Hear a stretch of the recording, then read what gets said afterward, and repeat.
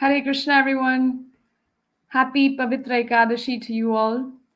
Today we have a very special session with His Grace Chandru Ramesh ji.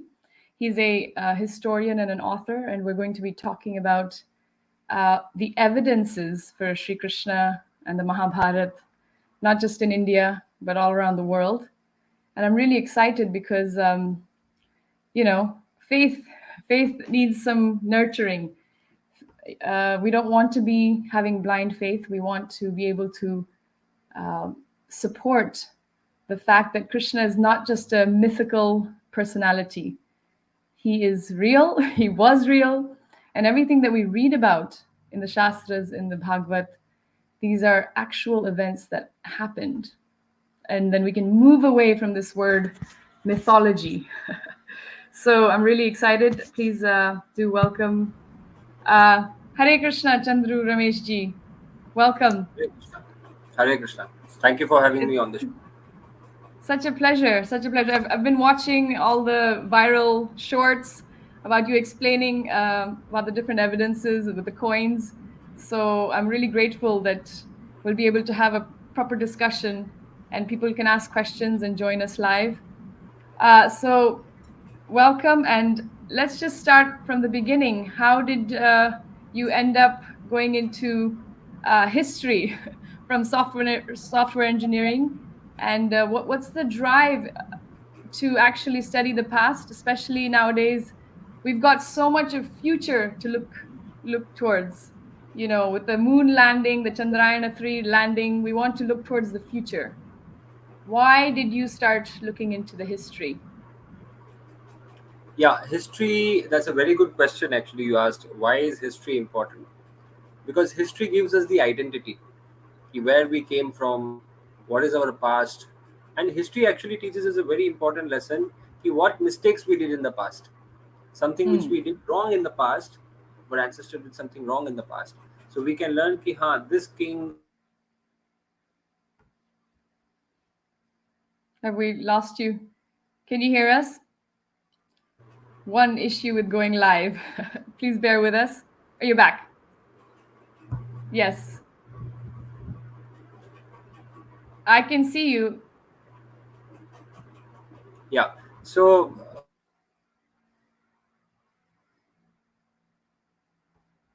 We've lost you again. Oh, this is... Huh. You're back.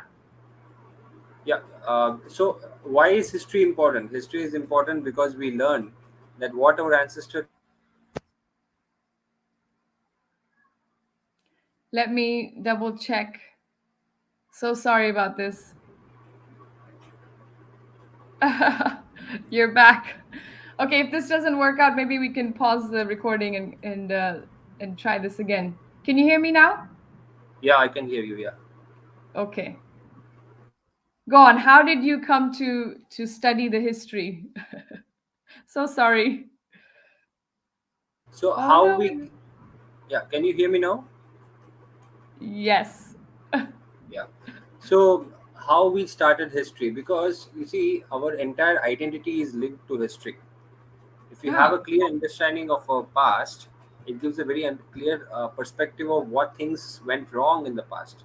If some of our kings did sure. something wrong in the past, some kingdoms messed up some alliances in the past, or any such issues which happened in the past, gives us a clear understanding if these things have happened and it could also repeat again in the future. So history Sure. is definitely important because it can also give you a very good understanding of what mistakes we could do, which should not be repeated Mm, again. For instance, I can give you an example.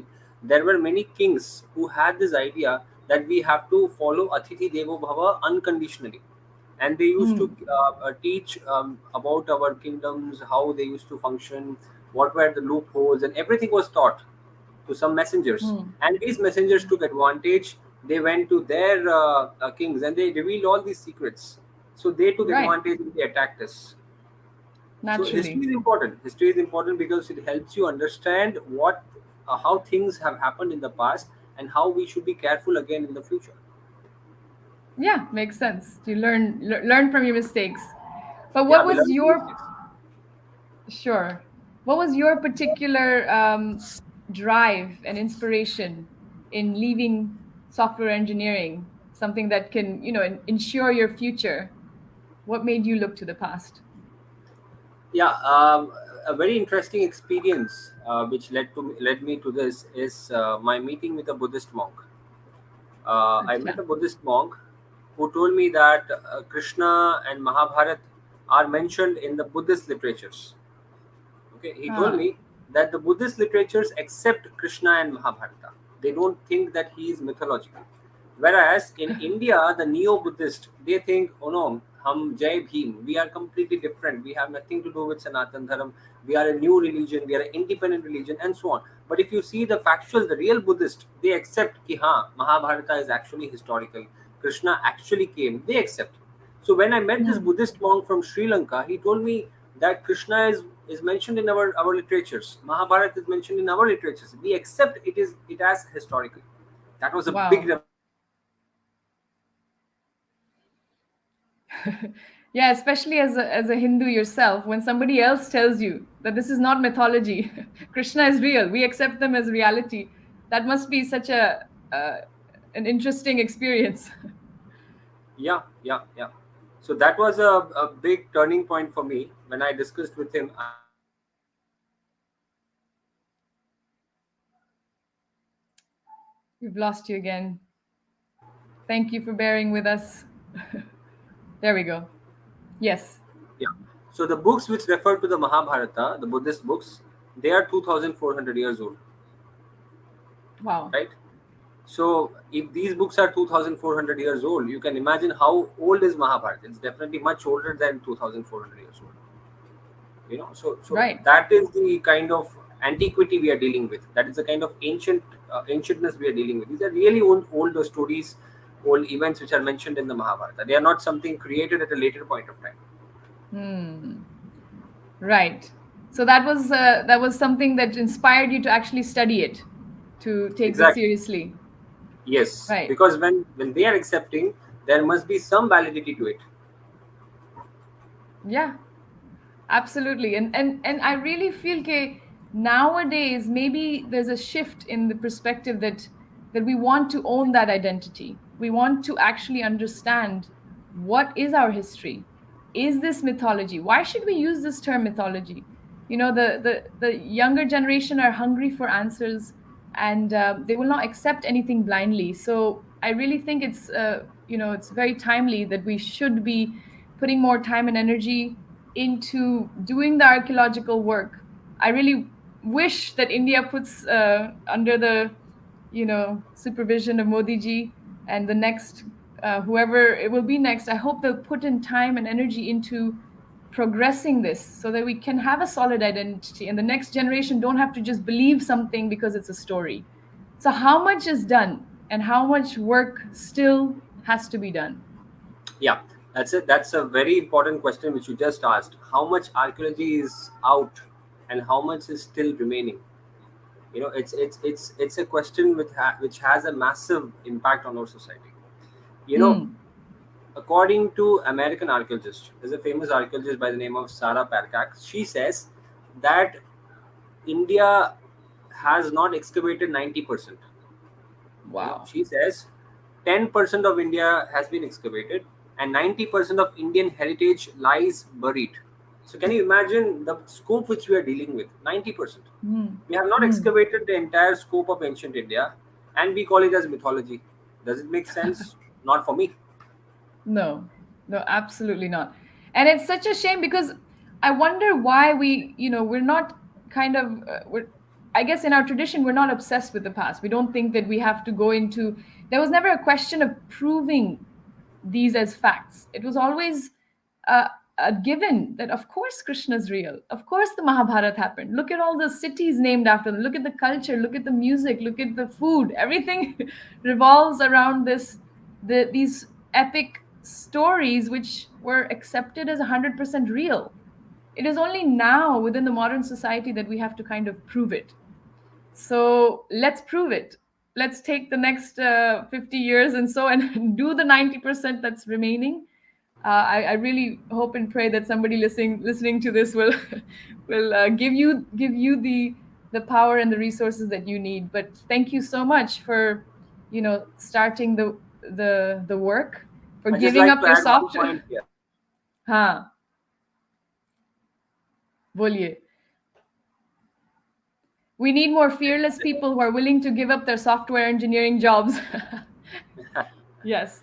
So the point is, no one in recorded history has called the Mahabharata as mythology.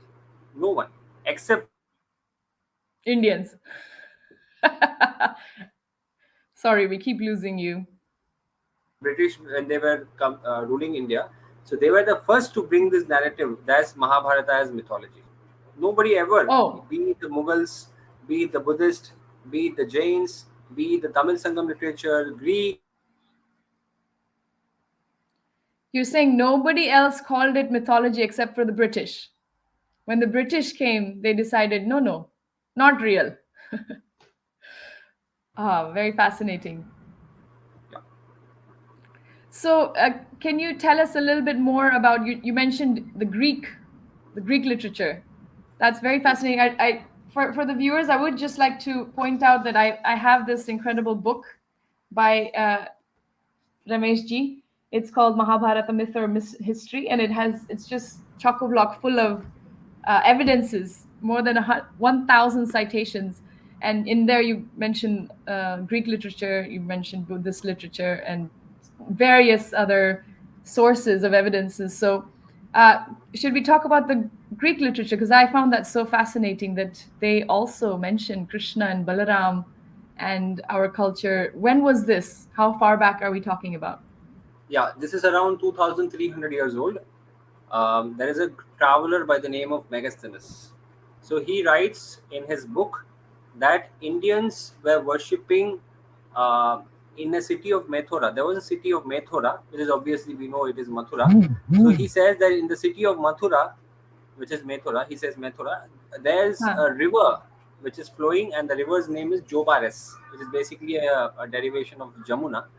Okay, Hmm. and Jamuna, Mathura. So this is clear. River Yamuna is flowing in Mathura, and in Mathura, Jobares, and there are a group of people who are called as Saur Senoi, which is obviously Shursen people, right? The Yadavas. Source. The Shursen people are worshipping a personality by the name of Heracles.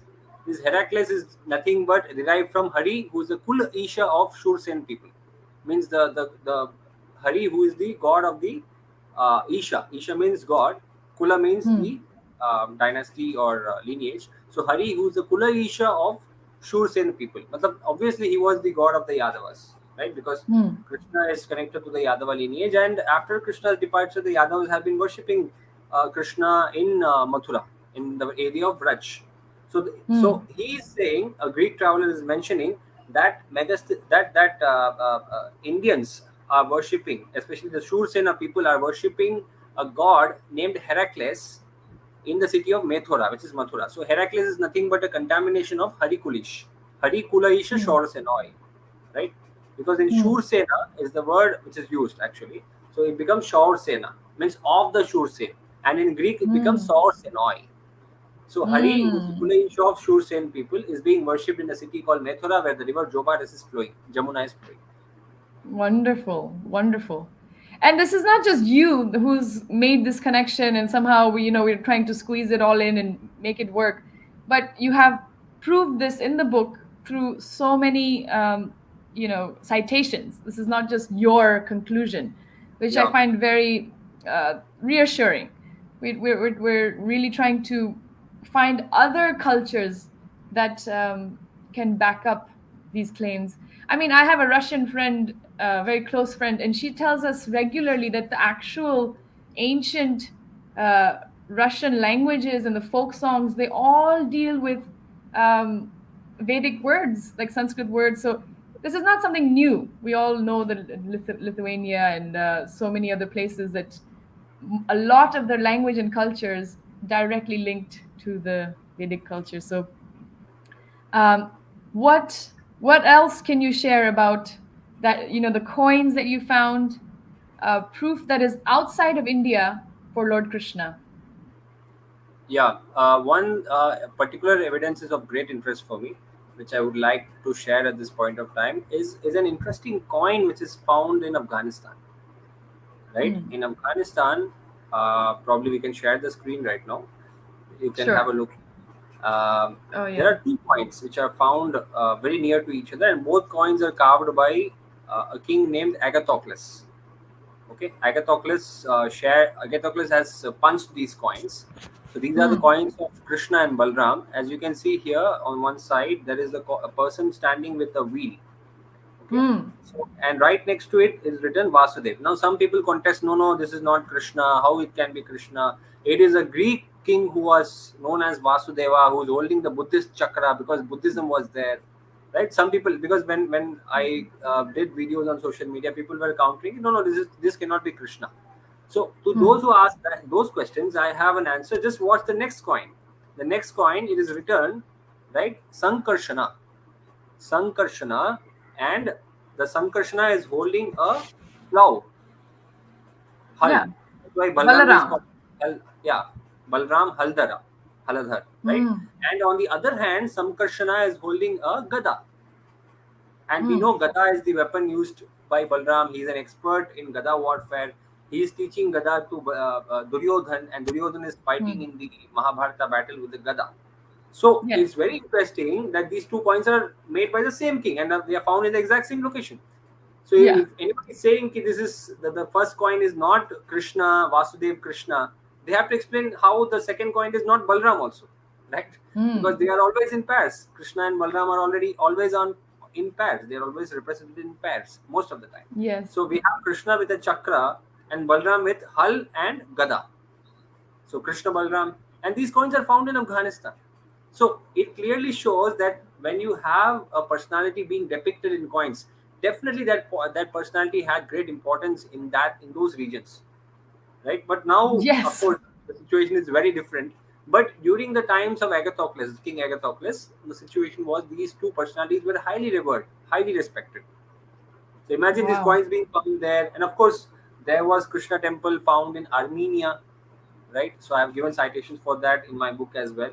But it's a very mildly referred. I mean, we don't find tons of references for it, but there is a mild reference going on that there was a temple of Krishna which was destroyed in Armenia. This is again 2000 years old, right? So these are two immediate locations which I could think of that had impact of Krishna. Either they were devotees or they considered Krishna to be of great importance, and so on. This is minimum 2000 years old. Yeah, minimum 2000 years old. Yes, this coin is 2300 years old. Wow. So around the same time as the Buddhist literature and the Greek literature. So it's roughly. So is there any evidence that predates this timeline? So 2000 years, obviously, it's about, you know, 500 BC. But Yeah. before that, what do we have within India itself that can actually place the Mahabharata, the timeline for the Yeah. Mahabharata? So regarding the timeline, see, there are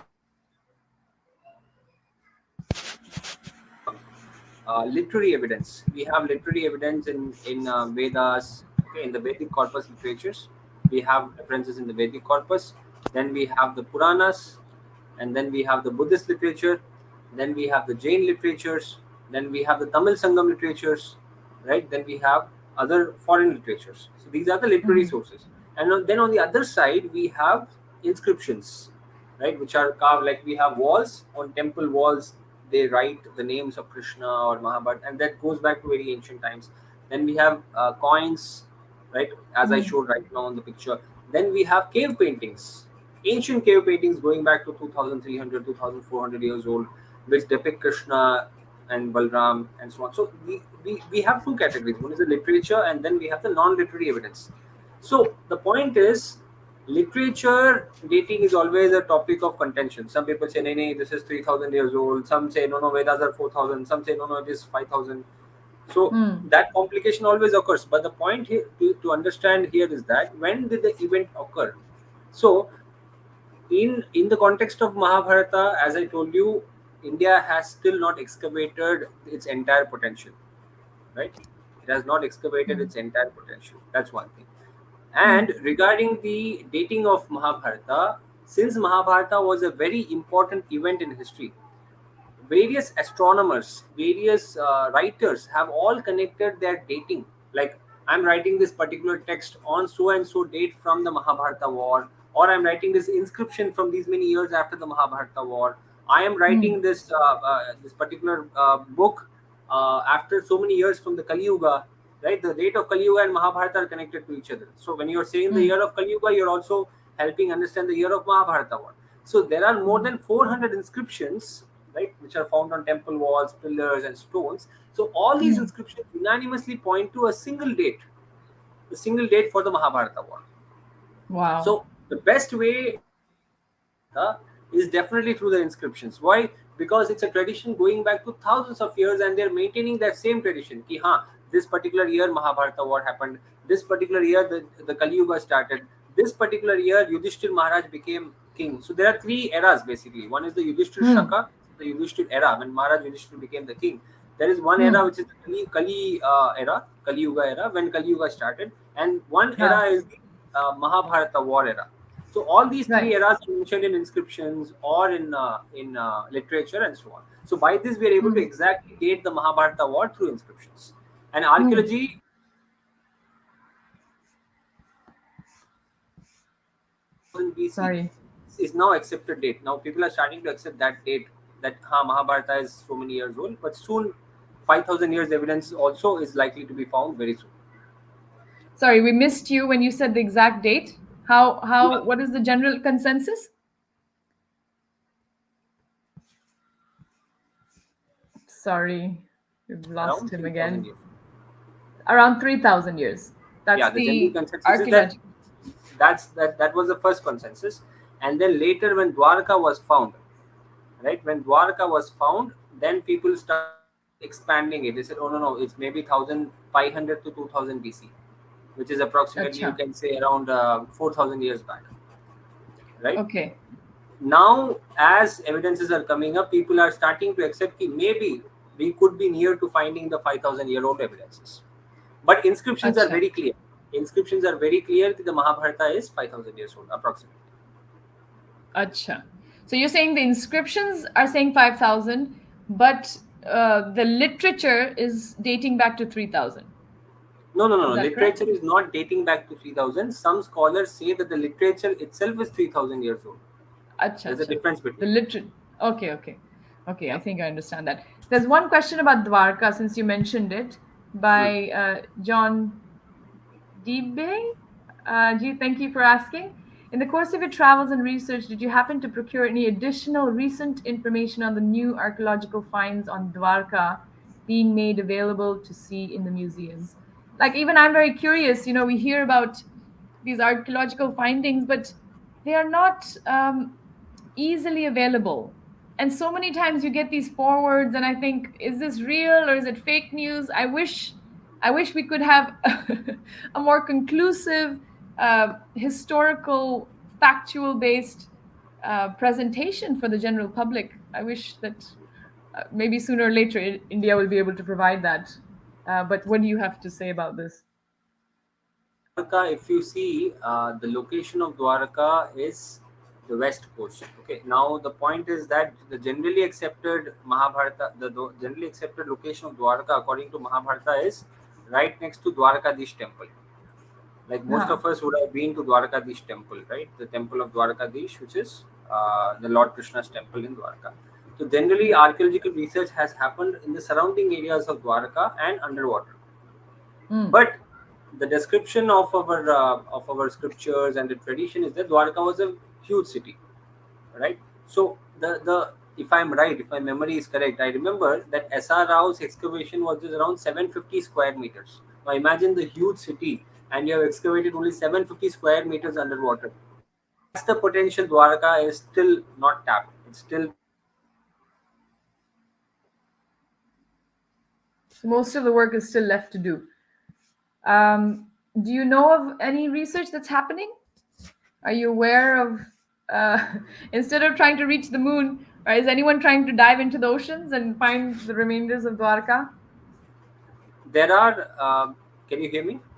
Yes, you're back. Yeah, there are scholars who are trying to work on Dwarka and trying to excavate it, but somehow in India, I don't know why. I'm not expert in politics and how government functions, but somehow it's not proceeding. Although we know exactly that.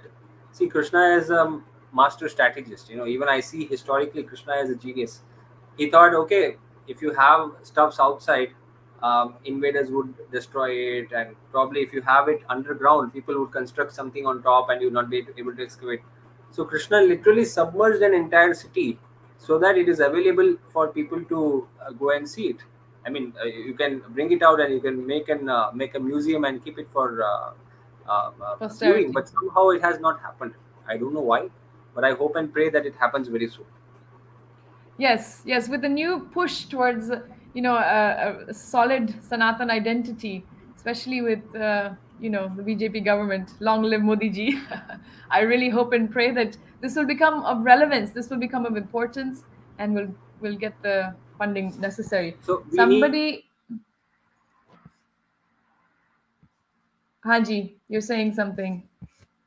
So nothing sorry much, about ma'am. the connection. Haji, बोलिए. Yeah, so the point is that we need several scholars to work on it. We need multiple Hmm. scholars to work on it. We need a lot of institutional support. Vanan Rajaji, Nilesh Oak book on dating Mahabharat mentioned 5000 BCE. Yeah, 5000 so regard, BCE. yeah, Sorry. 5061 BC. Yeah, I like to answer this.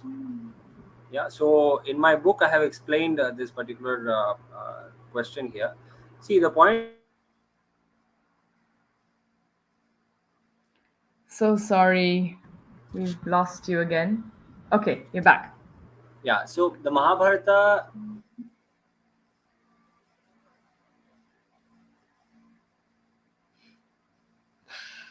Oh, Hare Krishna, Hare Krishna, Krishna Krishna, Hare Hare, Hare Rama. You're back. Yeah, so you see, there are more than 400 inscriptions, right, which refer to Mahabharata happened 5,000 years back.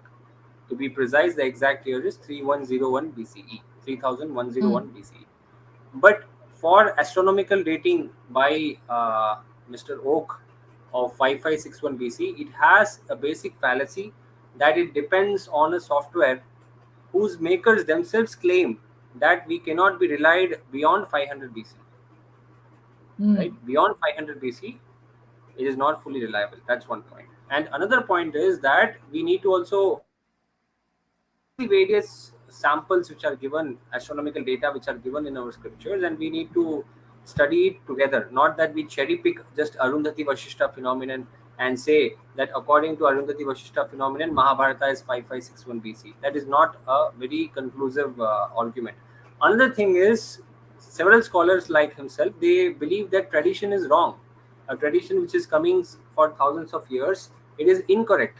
They cannot keep a proper dating. Imagine if somebody is attacking my tradition and saying that for thousands of years our ancestors have mentioned that date of 3101 BC. That is wrong. Whereas I map it on an astronomy software and I will fully believe my conclusions based on that. It Hmm. has a problem. I'll tell you why. I mapped a particular event on the software, and the sky maps were different going back to 5,000 years. I mean, I Wow. just give you, I don't know what is a sky map. A sky map is basically a view of the sky in a particular time period, like where the nakshatras are, where the planets are, and so on. The sky maps were different for the same date through two different softwares. So how can you rely on softwares when they themselves are disagreeing with each other? One is Voyager, one Right. is Stellarium. Both are famous. I have shown it in my book. How there is difference of opinion in softwares. The softwares themselves claim that there are potential errors. Right. Like two different softwares showing exactly the same date and two different maps that clearly shows that they cannot be relied on 100%. There's definitely, margin of error there. Um, I'm so sorry about this connection. I'm not really sure what is going on. Yes, you're back. Yeah. Yeah. So how do you come to a full conclusion?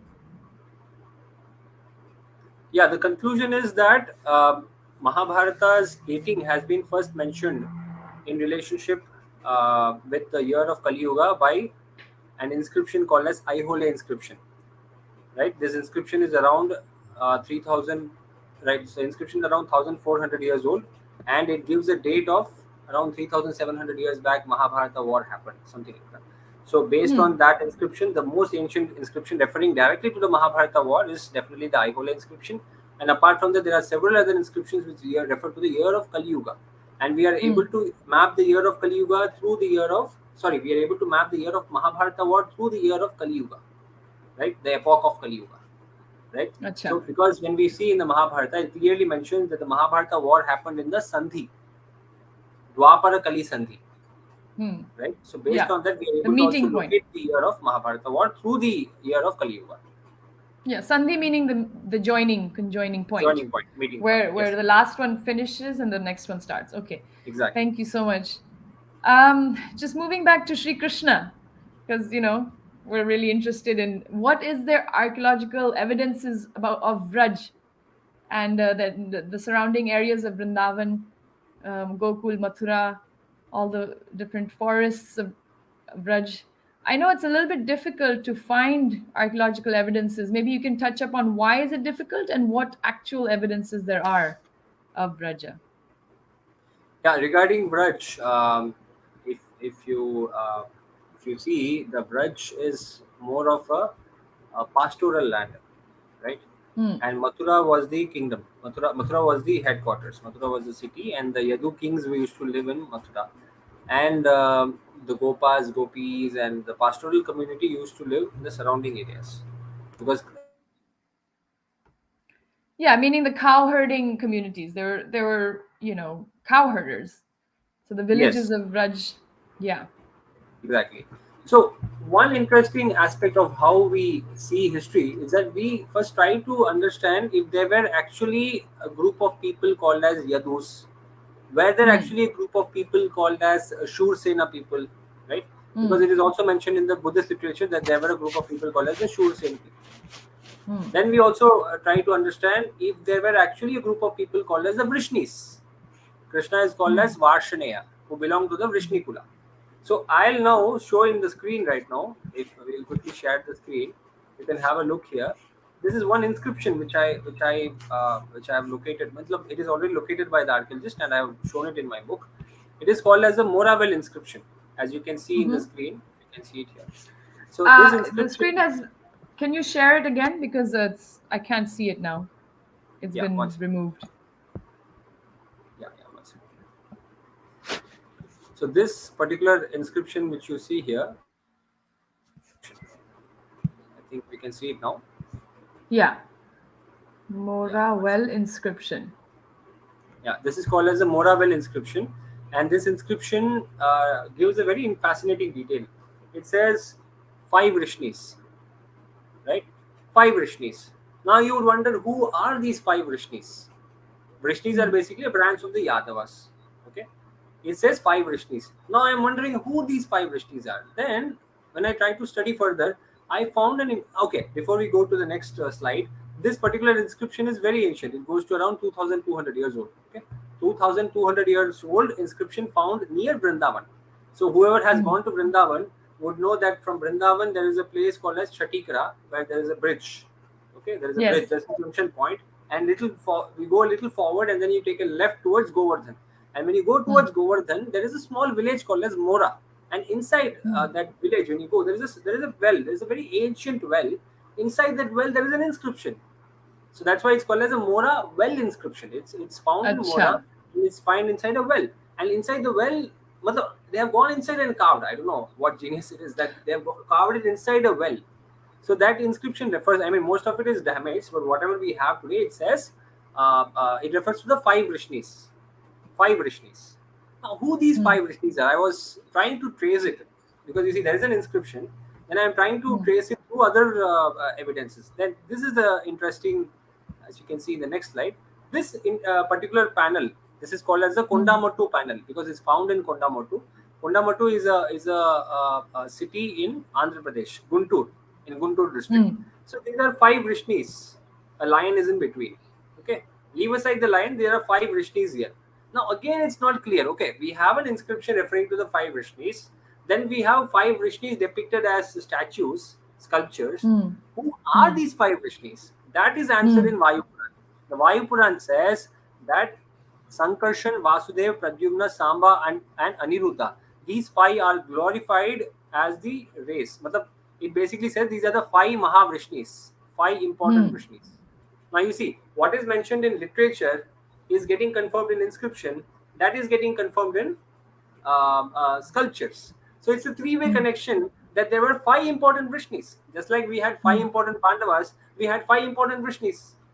Hmm. So we Hmm. can now understand these are not imaginary characters which were created at a certain point of time. Because then Hmm. only then you will find evidences only in literature, or you will not find Yes. anywhere else. You will find only in inscriptions, and you will not find anywhere else. But you find that it's in Buddhist literature, it is in Jain literature, it is in Puranas, it is in the Veda, it is in the MahaBharata, it is in coins, it is in cave paintings, Greek literature, and Yeah. whatnot. So how this can be Hmm. mythology?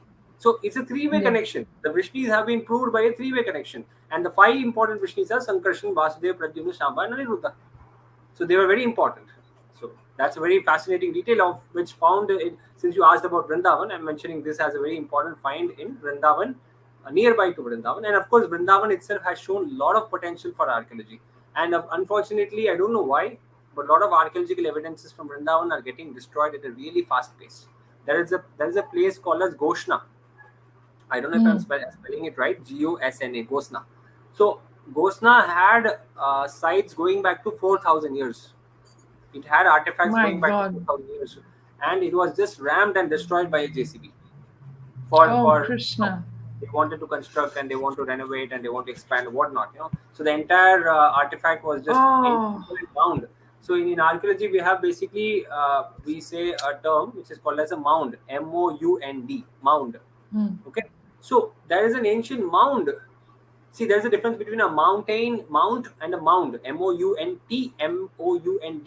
A mound Hmm. basically means a place which is, it's getting accumulated due to ancient rubbles, because we have remains of buildings, we have remains of ancient structures. So, muddy, mud gets Huh. accumulated, then trees start growing on top of it, and so on. So, it's basically a Right. mound. Whenever you see a mound, you have to understand that there is a lot of potential for archaeological excavations. And Gosna had an amazing mound going back to, I mean, the artifacts found inside the mound were 4,000 years old, My and it was God. destroyed. JCB finished it off. So I don't know Krishna. what we are going to do for it. Our history is getting destroyed right in front of our eyes. So Vrindavan had a 4,000-year-old site which was recently destroyed, right? And of course, the entire Braj area is super potential, has a super potential for archaeology. Why? You Hmm. will not find big palaces in Braj, of course, but definitely Mathura has a super potential for archaeological potential for like palaces and Finding so the on, palaces. because that's where the Yadus were headquartered at. So that Hmm. potential is there. But outside Braj, there's a lot of potential for pastoral evidences. Because when you have a cowherd community, they will have their pots, right? Hmm. Human remains may not remain, fine, but the terracotta pots survive for a really long period of time. So the pots have a lot of potential. So that's why we in archaeology we call it as a potteries, painted graveware pottery, and many other potteries. There are and so on. Many other potteries are there. So I'll not go into Yeah. the technicalities of what each of these potteries are. But these potteries are there, which could be also researched and excavated. And of course, the evidence which I gave in the beginning, the Shur Sena people were worshipping Krishna in Mathura. That's part of Hmm. Braj. So Hmm. Braj has shown a lot of evidences in terms of archaeology for worship of Krishna, going back to really ancient period of time. Wonderful. Wonderful. Is there any other thing you would like to add about the Braj area that we have missed? Braj area, if you see, the entire Braj area has a pastoral potential, I mean, in terms of archaeology. But the real deal is definitely Mathura. Mathura Hmm. has a massive potential, which I hope that someday the government will take full efforts in excavating the city of Mathura. Because when you see carefully, I don't know whoever is watching this podcast, if you have gone to Mathura, You must have seen that there is Kams Katila. That's Hmm. considered the place where Kans had his palace. So when you go to that place,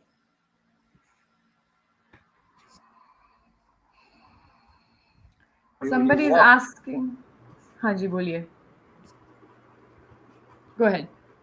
Yeah. So when you see Mathura, you will see that it is a land rising up, right? Hmm. It's not a mountain. It's not a mountain. It's you will feel that you're going up. It's a Hmm. mound.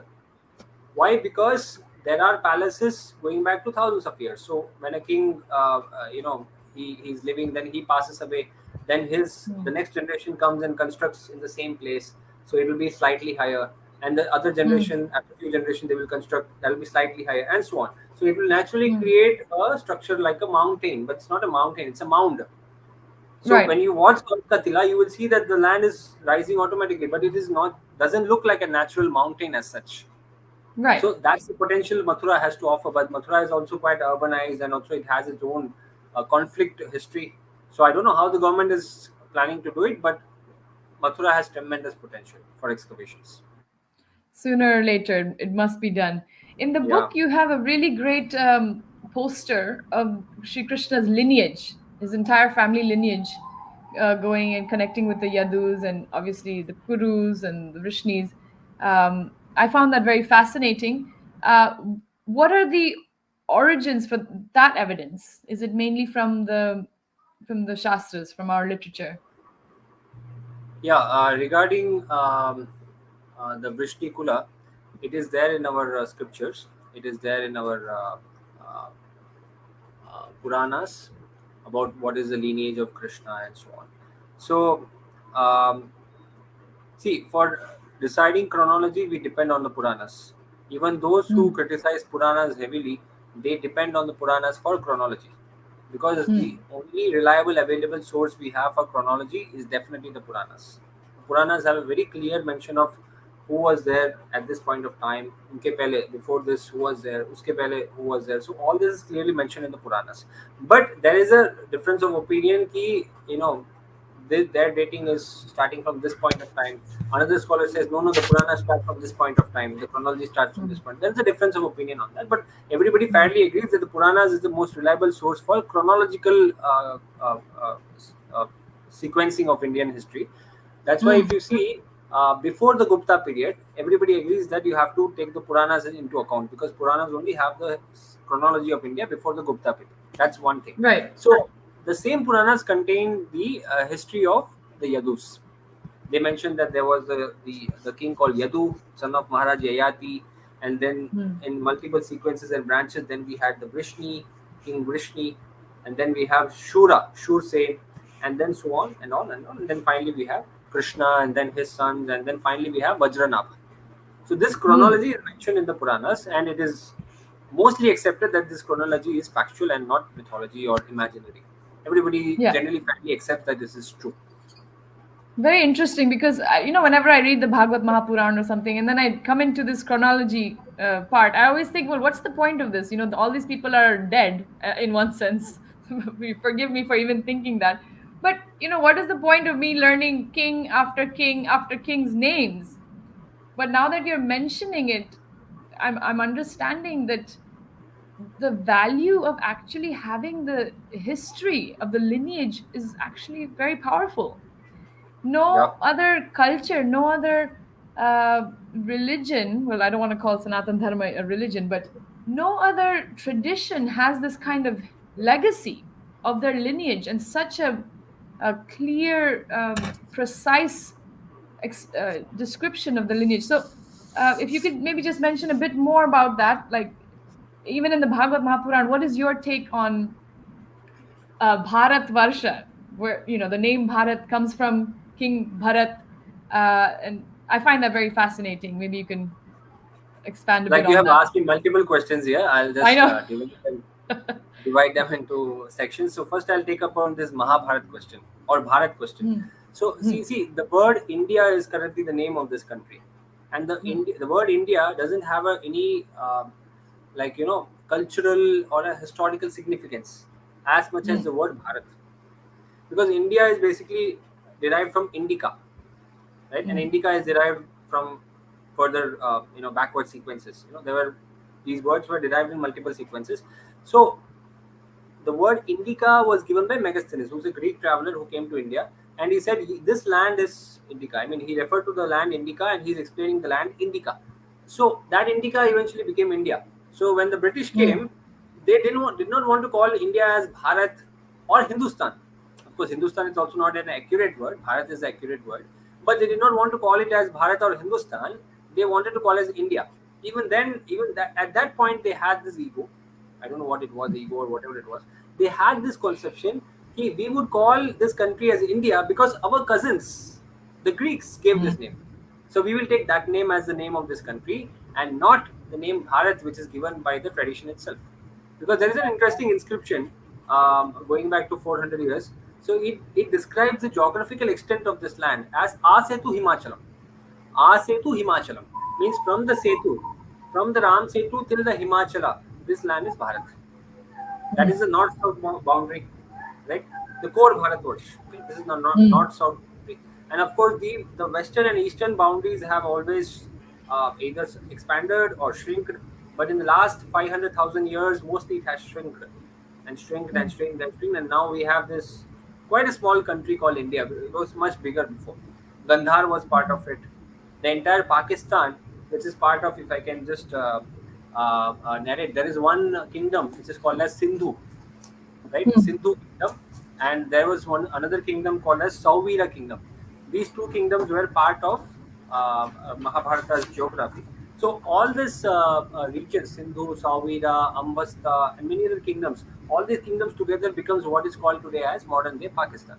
Otherwise, the word Pakistan itself has no historical backing to it. At least even India is a contaminated word from multiple derivations, but at least it goes back to 2,200, 2,300 years old.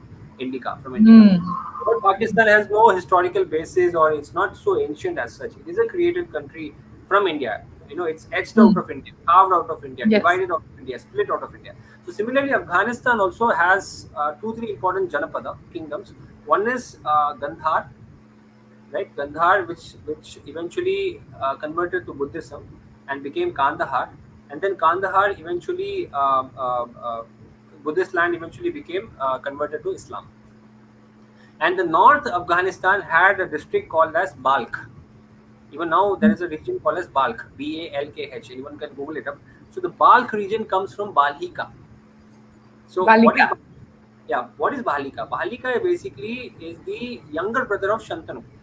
So there were three brothers. Shantanu is the middle brother, and then the elder brother was Devapi, who left the throne because he was handicapped, so he did not want to, or maybe people asked him to leave, so he left. Then second brother was Shantanu, who became the king, and third one was Bahalika. I don't know why Bahalika left. Bahalika left to Afghanistan or to west of India, but most probably he would have left. There is already so much of conflict in this. Elder brother is leaving. There is so much of sorrow. Probably considering all those difficult situations within the family, he would have left to the western side, and he left it. He settled to the mother's side, towards his mother's family, and that region eventually came to be known as the Bahalika Kingdom, Bahalika Janapada, and they went and settled in the northern Afghanistan region, which that's why the region today is called as Balkh. Now people there Balk. don't know why it is called as Balkh. It comes from Balhika, from Balkan. Mahabharata. Acha. Yeah, it comes from Wow. Mahabharata, Balhika. So that is the history of the region. The Bharatvarsh has always been quite bigger than what it was today, and it has been shrinking and shrinking and shrinking. And even now, they want to break it further. They want to take away Kashmir. They want to take away Bengal, and whatnot. So they want to do further It's damage to this beautiful country. it's such a shame. It's such a shame. I anyway, the importance of the history. If we could just get all of this evidence together and create a wholesome narrative to back the idea that Bharatvarsh was not just this tiny little space that it is now, you know, because there is evidence. If we just need somebody to compile it all and to show it in a more relevant way, because I've heard my whole life that Bharatvarsh extended all the way across the globe, the entire globe. You see uh, Hanuman being worshipped in Chile and all across the world, Lord Shiva, and So it would be really wonderful if India could take this seriously and actually prove it, as opposed to just being, kind of folk tales. But so thank you for sharing that. So you're saying Indica is a real word. It's not just because many people will fight. Nahi, India is not a word at all. We just only want to use Bharat, which is great. I'm all for calling India Bharat. What would you recommend? Should we move back to the term Bharat? Okay, that's a very important question which you just asked right now. Is that whether we should name it as Bharat or India? You see, the word India is coming from Greek sources, and the Greeks who came along with Alexander and so on, they did not have this mood of, uh, uh, you know, they have not come here to benefit India, to give some advantages or do some service to India. They were invading India, so it's a term given by an invading force. So I would ask, would you like to keep a name given by invaders? Of course, they came out. Some of them came to learn also. But would you keep a foreign source referring to your country? Would you take their identity about yourself, or would you take your ancestors' identity about yourself? That's a question we need to ask ourselves. So the word Bharat, if I have to explain, the word Bharat has a beautiful significance. It also means the Bharatvamshi, because the Bharatvamshis were the major rulers in India. So that's why it is called as MahaBharata, means the history of the greater Bharatvamsha. That's one way of seeing it. When you say Mahabharata, it also means the greater Bharat. Kitna bada Bharat tha, the vast Bharat. Hmm. It's a geographical Yeah. perspective, right? Yeah. And when you say Mahabharat, it also means the history of the Bharata Vamsha, Bharata dynasty, and also it means that the Bharata king was ruling here. King Bharata was ruling here, right? So Yes. that way also it is very important. But Bharat Yeah. Can you hear because me? it doesn't have that much of a historical backing to it. India doesn't have much historical backing. Sorry, I missed you Yeah, there. I yeah, also India. really Yeah, go ahead. yeah, please. Yeah, India doesn't have that much of a historical backing. The word India doesn't have, whereas Bharat Right. is very ancient. Yeah, that's what I want to say. Yeah, and I always love the story about Bharat Maharaj, where he passed on his kingdom not to his own son. The idea of nepotism, that I will give my kingdom to my son because he is my blood lineage, that he completely rejected, and he gave it to somebody who he thought was truly worthy of being the Yep. next king. When I heard this story, I realized this is what Sanatan Dharma is about. It's understanding I'm not this body, you are not just my son. If you're not worthy, you are not the king. But this nepotism is actually it's a really destructive force in the world that you know really we should have more integrity to do what's best for the land, what's best for the people, what's best for the nation, not Yeah. just what serves me and my identity and my greed and my so such a deep lesson there, and I would much rather connect to that identity, being part of Bharat Varsh, being in part of the lineage of Bharat Maharaj, who can make such a sacrifice as to give up the kingdom to the most worthy person and not to his own blood lineage. So that's a great reminder for me, and I don't even know how to express my gratitude, because we really really need this to get out more and more so that we can revive our identity. We can truly be proud to be Sanatan Dharmis who are not here to take from people. We don't want to take from anyone else. We've got so much to give.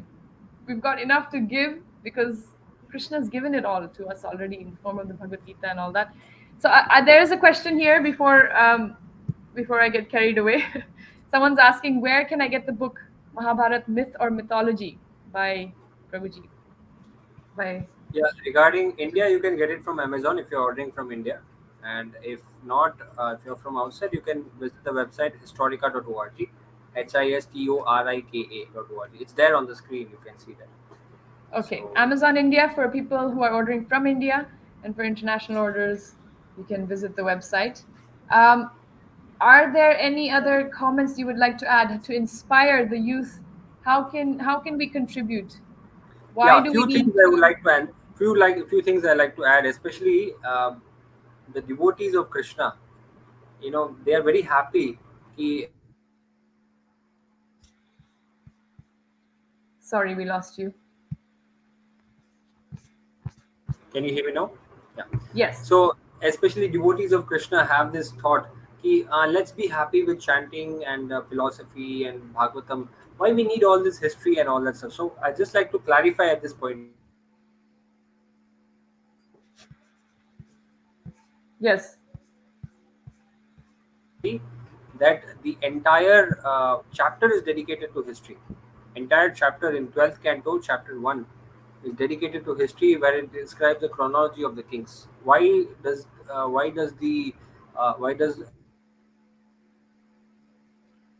Yes, you're describing the Srimad Bhagavatam, where many chapters, not just 12th chapter, many like chapters in the even previous cantos are dedicated solely to previous kings' names. Go on. Yeah, so several sections within the Bhagavatam, we can find the kings are being described, that their lineage is being described. So, as a Vaishnav, as a Gaudiya Vaishnav, we cannot discard history. It is part of our culture.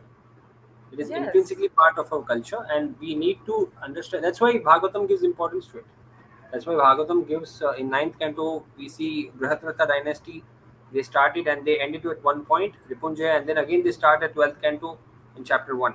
So the entire Kali Yuga's history is being explained in the Bhagavatam. So if this Yeah. can be scientifically proven, imagine the impact which it will create. All these bogus historians' theories, move it off and keep the Bhagavatam as a source of history. That's the potential, Wow. right? That's one thing. So I request devotees to consider from that perspective what is the potential which our scriptures can offer. Hmm. Wonderful. Um, Many of the youth will think that why waste time? Is there money in it? What am I going to do with history? Why, I need to go for software engineering. I need to look Yeah. for towards the future. What would you say to encourage them to, You see, focus on our history? if you want to really have a good career, um, you have to think beyond money, Hmm. right? If you see even the life of Elon Musk, he is willing to put every single thing what he has, and now he is what he is. So you have Hmm. to think beyond money, and you have to think about the vision which you want to accomplish. When you think for a greater cause, money will come behind you. The more we Hmm. run behind money, you see, in most cases, money runs away from us. Whereas when you chase a higher vision, you dedicate your life for a higher cause, money will come. It will assist you in your vision. So we need to Wonderful. have that integrity within us. We need to have the complete authenticity within us, that we are honest with ourselves. We are honest Hmm.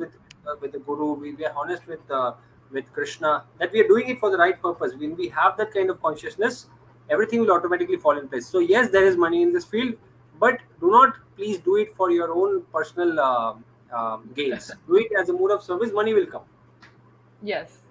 Wonderful. I'm going to end on this last point because I just remember you mentioning that there was a sun temple in London. I'm in Leicester, so I wanted to just ask you about the sun temple in London that you mentioned, and what other evidences of pagan worship, as they call it, in the West, anything you worship that's nature or the demigods, which is completely prevalent in every single culture, indigenous Ancient culture. culture, Yeah. ancient culture, except for the new the neo-western cultures. So what evidences are there for such pagan worship of the sun, the moon, the nature, the demigods, and how can we change the narrative that this so-called aversion to pagan worship that we hear? Yeah. So the thing is that worship of different devatas has been intrinsically part of several civilizations, right? Yes. Especially since last 1800, 1900 years old, thousand before 1800 or 1900 years, this aggressive destruction of pagan culture has started. But before that, pagan culture has kind of survived or existed or sometimes even coexisted along with the Abrahamic religions. But when the Abrahamic religions became stronger and stronger and stronger, they had a violent destruction of the previous pagan cultures existing in the very same place. Like, for example, Mm. if you see, um, there is a famous temple of Mitra. Now, some scholars will contest, no, no, this Mitra is not the Vedic Mitra, or no, no, the original Mitra is the European Mitra, and that Mitra has been copied into India. So, let me give a brief context of what is Mitra. Mitra basically means, in simple terms, a friend, and that's the Mm. name for Surya. In the Vedas, you Mitrasham, find, no. Yes. yeah, yeah, Om Yeah. Mitraya Namaha. we find in Mhm. the Veda. So Mitra is a name for Surya, and this god Mitra has been carried forward in several cultures. The Parsis had Mm. their Mitra, the Romans had their Mitra, Greeks had their Helios, same sun god, Surya Dev. Mm. So there was one aspect of one particular temple of Mitra, sun god, which is right next to the river Thames, not very far from the Buckingham Palace, right? Mm. And that temple is called as the Mithraium. I mean, I am suggesting through this podcast, if anybody from the UK is watching, definitely visit this place. It's in London.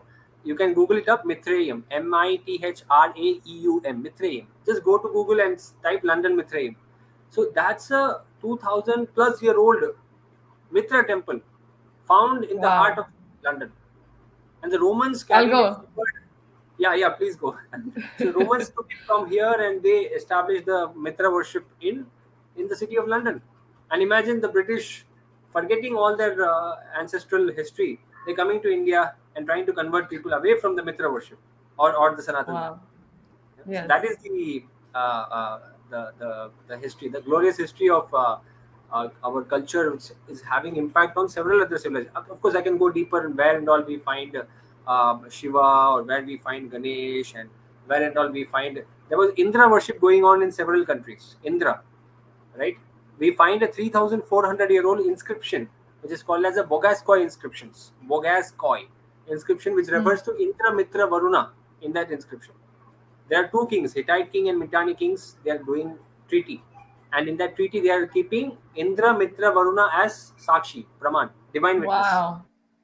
Wow. So they're keeping the Indian demigods. Whereabouts was this? It's 3,000 years old, but I wonder, I didn't catch This is where it was. 3,400 years old in Turkey. The inscription is called as Bogaskoi inscription. Bogaz Bogaskoi Koy Bogaskoi inscriptions. This refers Wow. to Indra, Mitra, Varuna. And the interesting thing is the most ancient literary reference to Indra, Mitra, Varuna is in the Veda. So how can Huh. somebody from Turkey come? They had inscriptions. Like, what is the Aryan invasion theory teaches? That they Mm. come from Turkey or Central Asia or Russia. The Aryans came from there and they brought the Hindu religion. That's what being taught to us. So imagine they came from there. They had preliminary inscriptions and they came to India and developed the entire literatures, and they created Sanatan Dharma.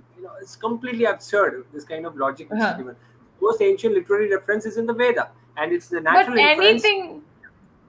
Yeah, please go ahead. anything they can do to undermine the fact that the origin of this Sanatana Dharma or knowledge, this Vedic knowledge, which is eternal, anything to undermine that, so long as they don't have to accept that it came from India, so Yeah, long as India. the Yeah. The roots of India cannot be accepted. I mean, I don't know why people have this serious problem that they cannot tolerate India being the very ancient civilization and being inspiration or a source for many other civilizations. It's intolerable for many. yes, yes, because we are we're easy to bully. That's the problem. We're Yeah. easy to pick on because we're not going to pick up the sword or the gun and shoot you back. If you say something bad about me, well, karma will sort you out. that Yeah. is the that is the Sanatan Dharma way. So we are easy targets, but the tide is changing. Karma will certainly sort everything out. I want to wish everybody a lot of luck because it is changing. India is on the top of the top of the charts right now, and it is only going to keep getting better. You either with it or you lose out. And this is, I can sense with books like yours, this is just the beginning. We have so much to offer the world. It doesn't have to come through guns and violence and killing other people to force convert them or to sell bags of rice to them to make them believe what we have is true. Sorry, I'm totally going off on one. One last question from my dear friend Nimai. What are your thoughts on the Aryan invasion theory? You just mentioned it. Maybe you can just expand a Let's tiny call it bit a on that. Aryan invasion hypothesis, right? That is the Okay. right word. Because it's not a verified theory. It is a belief that Aryans came from outside. Let me give one interesting narrative why Aryan invasion theory does not stand grounds. See, there are hardly any literary evidences to substantiate the Aryans came from outside, but we find several literary evidences, be it in the literature which has come for thousands of years, you find several ancient literatures which refer to the fact that from here, from Bharatvarsh, people migrated to different parts of the world to spread their culture, or due to, like for example, when you see Jarasandha is attacking Mathura frequently. He's killing so many Kshatriyas on the way, and many of them, out of fear for him, they run far away and get settled in different parts of further west of modern day India. So we find Mm. several references like this, which clearly show that people have left India, left modern day India, and went far away and settled. One interesting instance I can give you is that you see Indra is a god, is a devata in the Veda. Indra is highly respected, highly glorified, and so on. But Indra is the name of a demon in the Parsi culture. Mm. Indra means a demon. Okay, and in the Vedic culture, a demon is called as Asura. Okay, a demon is called as Asura. Whereas in the Parsi culture, a demon is a god is called as Asura. Okay, God in Parsi culture is called as Asura. They cannot pronounce the s sound, so it becomes Ahura. Now, some scholars Mm. postulate that Aryan invasion theory is true because it was actually Indra was actually a demon in the Parsi culture, and the Vedic people took it and they made him a god because they were against the Parsi people. Now, I like to counter this in a Mm. very interesting way. If this was the fact that Iranians are the source, I mean Iranians are an ancient culture compared to India, then why do we find Sindhu becoming Hindu, Saraswati becoming Harakwati, Sarayu became Harayu in the Parsi areas, in the Iranian areas? So what happened Mm. basically? The Sindhu River, when they took this name to that side, they made it Hindu. Saraswati, there is a river called as Harakwati in Afghanistan. There is a river called as Harakwati. Now they could take the name Saraswati and keep it there, Saraswati as it is. But because they went Mm. from here and settled down there, they cannot pronounce the Sa. They made it Harakwati. How can you Mm. explain it otherwise? Right? Mm. If Harakwati is the original culture, I mean, if the Parsi culture is the ancient culture, so they could have Mm. taken the Harakwati name and kept it as a river name in India. They could have kept it as a memory, right? They are coming from Yes. Parsi area, from the western area. Harakwati is the original name. We could replicate the name Harakwati in India and call an Indian river as Harakwati. But Hmm. Harakwati has no substantial meaning on its own. So Yes. Saraswati is the original name. When they move from here to the western areas, right? The people here move, or the people from there come and visit and go back. They cannot pronounce the "s" sound, so it becomes Harakwati. As simple as Yeah. that. Linguistics is a very clear evidence that the migration is from India to outside. I mean, Right. I could go on Like, several branches and substantiate this, but this is just a basic common sense logic why Aryan invasion hypothesis doesn't stand its ground. yeah, and why would you, if it was Harakwati, why would you make it into Saraswati? Sa is much more difficult to pronounce. I have a son Exactly. who he has a lisp. It's much more difficult. He can't say his sa's. No, because So Sanskrit had her sound. Sanskrit has the her sound. It does not have any problem of not being able to pronounce sir. Like the Parsis exactly. had this issue that many times they would skip the sir sound. So Yes. it makes logical sense that Sindhu became Hindu, Saraswati became Harakwati. But how do you Yeah. explain that Harakwati became Saraswati? Because you can pronounce it as it is Harakwati. Why do you need to change it Right. to Saraswati? And Doesn't make sa is sense. more difficult than ha. Yeah, you could say Anyway. like that. Yeah, yeah, yeah. There's so many, and the logical for me is that actually we are still practicing that culture in such a condensed form all over India. It's completely Exactly. pervasive. It's not that one off or one city, one tiny little area. The entire Bharat Varsh is following this culture to the day. And what about, if any, in the outside world, is it there's just such few instances of this. So to me, it's just common sense that it came from here and it dispersed out. It cannot Yeah, but disperse unfortunately, out there from are every. historians. Unfortunately, there are so-called leading historians in India who tell that the Mm. Harakwati is they came from there and they brought the Harakwati identity and they made it into Saraswati. And such historians are celebrated and their books are being studied across education institutions in India. And Anyway, we're one such historian, I'll just add one more point. One such historian she says that Yudhishthir was inspired by Ashoka. Can you imagine this? Yudhishthir was inspired by Ashoka. isn't that like a Can you thousand imagine? year? How what kind of difference there is in timeline even? Just, no, no, just consider this. Ashoka is converting to Buddhism and converted to Buddhism, right? Huh. And he is following the Buddhist literature. And the most ancient Buddhist literatures are the Jatakas. Hmm. And the Jatakas are referring to Yudhishthir as the son of Pandu. So Yudhishthira, son of Pandu, is being referred in the Buddhist literature, the Jatakas, That's what I and mean. Ashoka is referred in the Buddhism. So how come Yudhishthira? Maybe Yudhishthira reincarnated. Maybe according to her, Yudhishthira reincarnated वो and तो हुआ took ही lessons. है. At I least mean, at these are least the kind of historians. 1500 years or something, na? No, Thousands of it's years. thousands of years. So exact dating, मतलब वो थोड़ा calculation करना पड़ेगा how many exact years. But consider it that it is a very long gap. मतलब Yudhishthira बहुत पहले आया था. He's very ancient, Yeah. and Ashoka is much later. But Yudhishthira is being placed as as coming after Ashoka. Inferior. Huh. After Ashoka. Yes. Hmm. So these are the kind of historians who are celebrated in India for so long. It's unimaginable. It's so sad. All I can do is make heartfelt prayers for people like you to inspire more people, the young people, to actually take this up very seriously, to take up the Sanatana Dharma identity seriously, so that we can actually, for our own benefit, forget the rest of the world, but for our own benefit, have the actual faith that everything that's given to us is it's for us.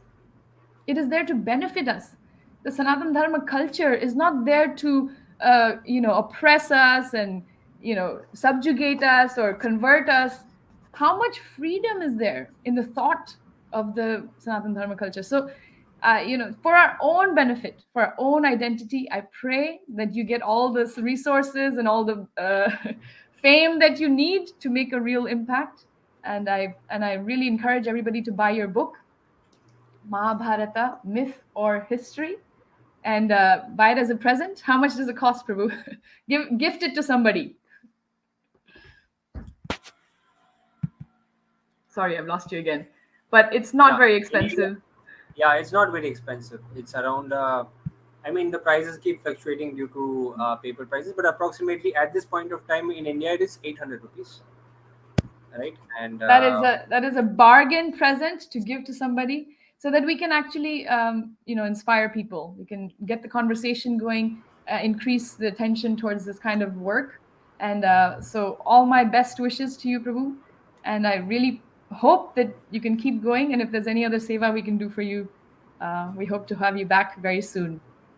Thank sure, you sure. And so much. there's some glitches here in the technical side, but overall we managed it. So thank you all for bearing it and listening peacefully in spite of all these glitches. Yes, thank you for your patience. Have a Thank you. happy Ekadashi, and we'll see you soon. Hare Krishna. Hare Krishna.